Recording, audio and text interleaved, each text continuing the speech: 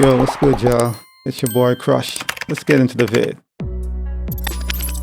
So you were hired by a security firm to work security at one of the infamous white parties that was thrown by Sean Combs in the Hamptons. What was that experience like? At first, he was incredibly friendly, very gracious.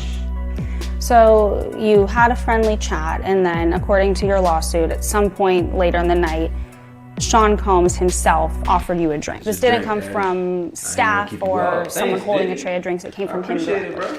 Correct. First of all, this is nasty work. If you are a security guard, you shouldn't be drinking on the job. That's number one. Number two, imagine you saying, Diddy me. You are a security guard saying Diddy me. That sounds crazy. That sounds crazy.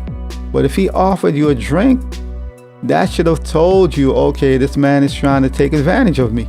Pause. And that sounds crazy.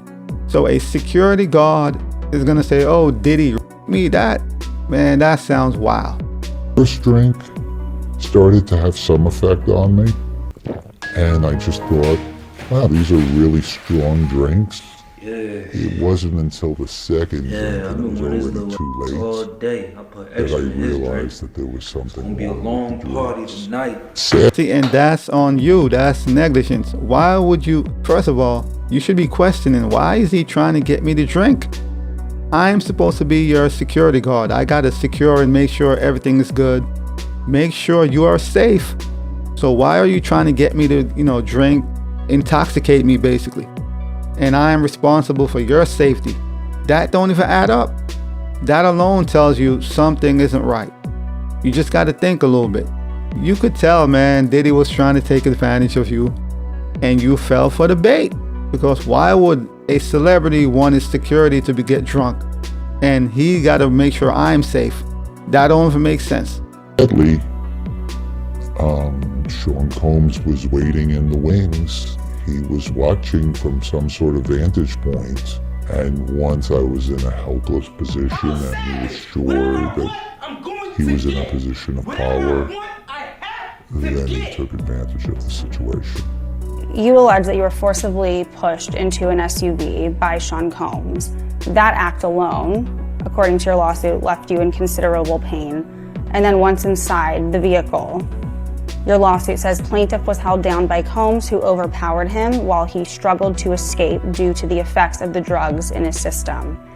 And it goes... This is crazy. So Diddy was out here smashing, drugging everybody. Security guards, every and anybody. Imagine that. Now you got to wake up every morning and it's in the back of your mind, damn, Diddy took my cheeks basically. Paused. That sounds crazy. But you have to blame yourself for this. Why did you drink on the job?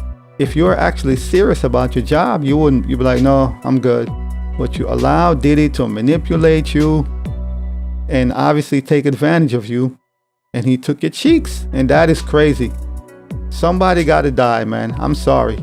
If Diddy did that to you, against your will, somebody got to die. That's crazy. On to say that he sodomized you. I was screaming. I was telling him to stop. It was incredibly painful. That sounds crazy. And he was acting like it was nothing. And he seemed to be disconnected from it. But it was abusive beyond belief.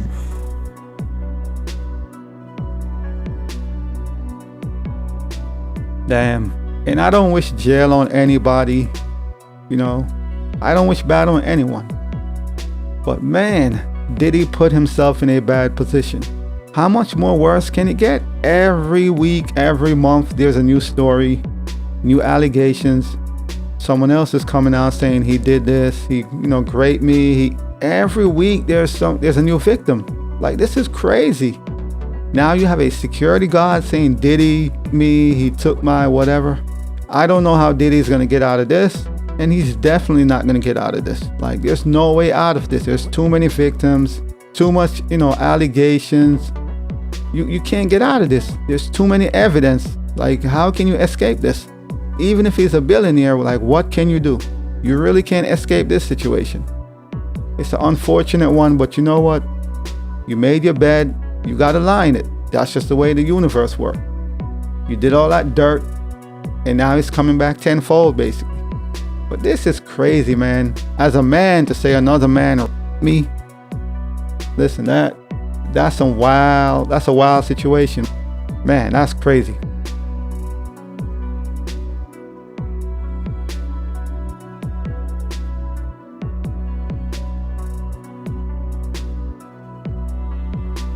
Then they bring me to the back room.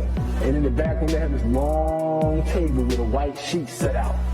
I mean, beautiful thing. Look like the damn Last Supper. On one end is Derek Jeter, there's Stephon Marbury. It's not that the rapper. That's not it. That's a misconception. What it is, it's about control. See, that's what makes it, that's why you see, like, wow, Jamie Foxx, you would say that? Because they're in a bind, because see, Jay-Z's not, but once you reach a certain level, you have to give something up. There's something that you're going to give up, because you got to be down with that crew. And how do I know? Because it happened to me. That is why I'm standing here talking right now. I reached a certain level in that station. What I'm saying, what's happened is it was passed down to to everyone in the urban industry. So now you have a rapper who will get turned out by a high-ranking label exec because, well, what you gonna do? I mean, if I want to be a rapper and I walk in the label exec tells me that this is what I need to do for him because, hey, he put my album on when I really wasn't that talented. But they pushed me because they saw that I was something that they could sell. So when you bring me in a room and there's my favorite rapper right there who's in the same room, so that must mean he must have committed the same act as I did. So at the end of the day, depending on where your level is within yourself, you go do it. And it's easy for those of us to sit back and say we wouldn't do it. But the majority of us would never fulfill our dreams. So we'll never be in a position to say what we would and would not do. You understand what I'm saying? We'll never be in that position. Because before I got there, I would say the same thing until I got there. You understand? So I literally lived the devil taking me to the mountain saying, you go to the left, you have all of this. And I was there. It was ritualistically done. 3 straight weekends. They do everything in 3s. 3 weekends in a row. Hey, D-Brown, let's go hang out. And every weekend, he kept beating me in the head. Get rid of this Rap City, man. You can do more than Rap City, D-Brown. You can do more than you need to come with us. We go to the joint, we hanging in VIP. Give me everything I want.